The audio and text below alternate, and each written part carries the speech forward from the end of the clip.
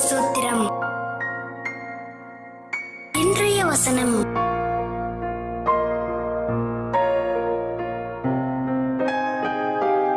லேவியராகமம் 19:35 முதல் 37 வசனங்கள்.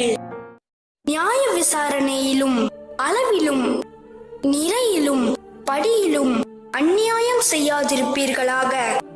சுமுத்திரையான தராசும் சுமுத்திரையான நிறைக்கல்லும் சுமுத்திரையான மரக்காலும் சுமுத்திரையான படியும் உங்களுக்கு இருக்க வேண்டும்.